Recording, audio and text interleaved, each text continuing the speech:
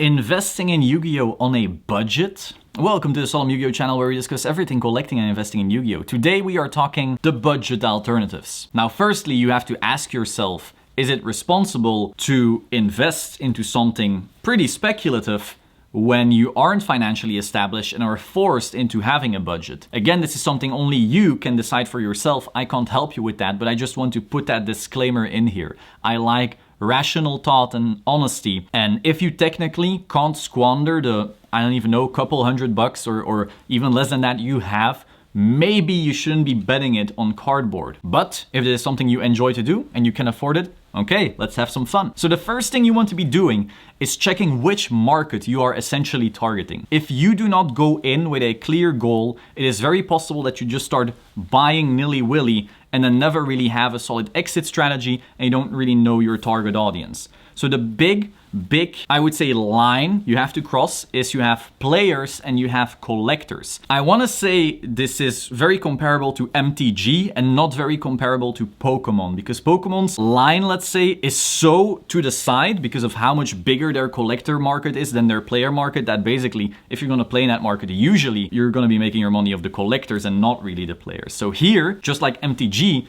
we are basically more in the middle where you have your collectors and you have your players. And depending on which market you want to go for, you're going to be buying entirely different cards. So be aware of that. If you're going for the player market, you are looking for those staples. You are looking to play the vendor slash flipper slash store game. You're going probably to a channel like Rogue Duelist Trade and you're going to figure out, okay, so there's this new set coming in a few months and we know what's going to come out of it. What support there could maybe help current cards go up in value. Maybe a certain dragon archetype is coming and which cards are going to be really good for that dragon archetype but aren't going to be reprinted. Maybe I should pick those up. Maybe they're more rare than people give it credit for. You're also going to be looking for, well, there's going to be a ban list coming. What could potentially get off the ban list? Now, this is very speculative. If you are one of the people who bought out Max C hoping for some quick stonks and then, well, Max C just didn't come off, now you lost a lot of opportunity. But that's essentially where you're going to be playing. You're going to be really quick on your feet. You're looking for, okay, this is going to happen. I need to do this and this and this. I want to get maybe a case of that coming set and then I'm going to do pre-orders. I'm going to sell it. Now again, if you're gonna play that store and vendor game and doing case breaks,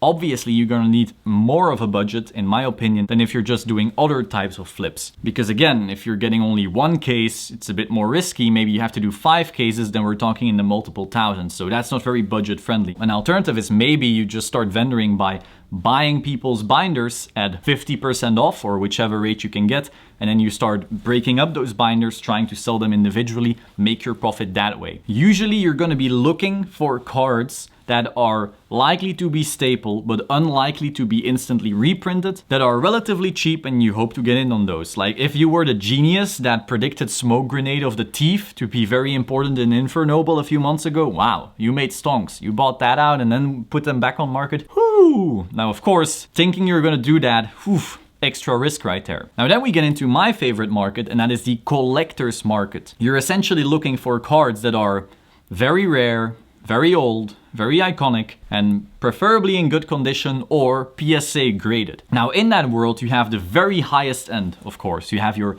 LOB first edition, MRD first edition, MRL first edition, LOD first edition, PSA 10s, and all of these fancy cards. And of course then we're talking about cards worth thousands, maybe tens of thousands. Obviously that is not budget. However, what a lot of people seem to ignore is that there's a lot of layers under that.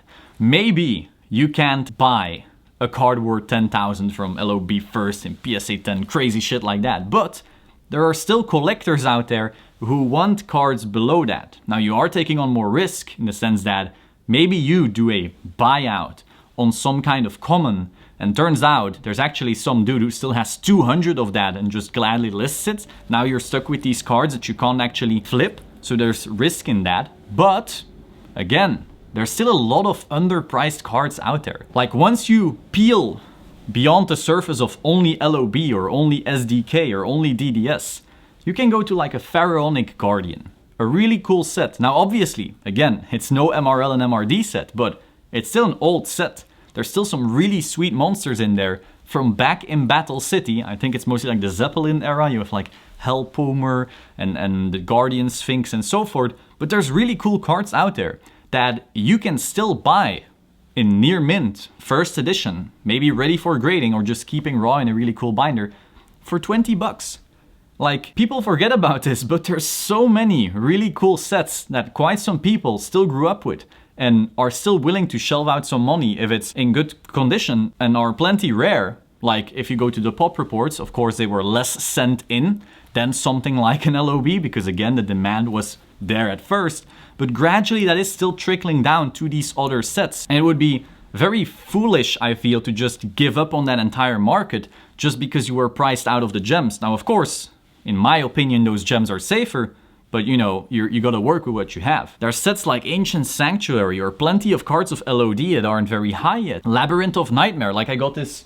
Oh fuck, it's not here. Well, I have a Revival Jam right there, but it's actually in shit condition. But like, you can get Revival Jams and Masked Beast and all of these cards for incredibly cheap still, in my opinion. Like, a lot of these surely have gone up and some of these are now out of reach. But others, like, holy hell. Another thing people don't see is PSA 9s. Like, Yu-Gi-Oh! Is still pretty young in its collector's market, and so for the longest time, everyone could afford PSA 10s of a lot of stuff. So this means we still have a lot of people who are like, oh, PSA 10 only.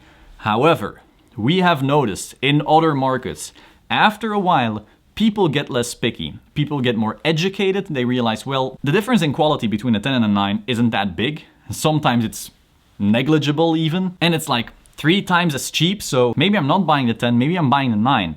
And so over time, I believe we'll see more demand in the 9s and maybe even the 8s, purely because it's still affordable and it's still just a really gorgeous card. Like, I recently bought, I want to say, LOB first edition PSA 8 Gaia the Fierce Knight. An ultra rare from LOB first edition in an 8. I mean, it's not high. I'm not expecting this to be the new stonks and whoa, but like, you're still getting a really sweet card for not a lot of money. Be aware, like, if you're being priced out of 10s, I think plenty of 9s are still quite affordable. You might want to be looking into that. The premium on the 10 may or may not be worth it sometimes. Again though, you're entering new levels of risk. But if you can't deal with risk, well, maybe you should just put that money into like global stock market index and just forget about it for 50 years. It'll probably have done well. Or maybe just put it in your drawer and buy groceries. Like, when you enter that world, you're gonna have to accept a level of risk, and then it just depends on how risky you want to get. So yeah, I think a lot of sets are still undervalued. I think a lot of grades are still undervalued. And interesting is also like magic cards and trap cards. For the longest time, people have been like so horny about monsters, but like, there's so many super powerful iconic magic and trap cards that just didn't get the love yet, that I'm like, what? Why can I still buy this thing for so cheap? I think this is probably because a lot of people are looking a lot at Pokemon and going, well, the trainers aren't worth much, so I shouldn't speculate on the magics and the traps. But like, no one ever cared about trainers in Pokemon, whereas magic and trap cards were some of the strongest cards ever in Yu-Gi-Oh! There's more people who know Polymerization and Pot of Greed than a lot of monsters. That's probably a better discussion for another day. Just, I'm gonna give you that little hint right there. There's a lot of extremely cheap but iconic magic and trap cards. There's a lot of extremely cheap and iconic vintage sets that just aren't the top 3 or 4 if you want to add Pharaoh's Servant, maybe even Invasion of Chaos. Like, those are probably pretty priced out for you already, but like, everything else is still so affordable. Now, of course, do note,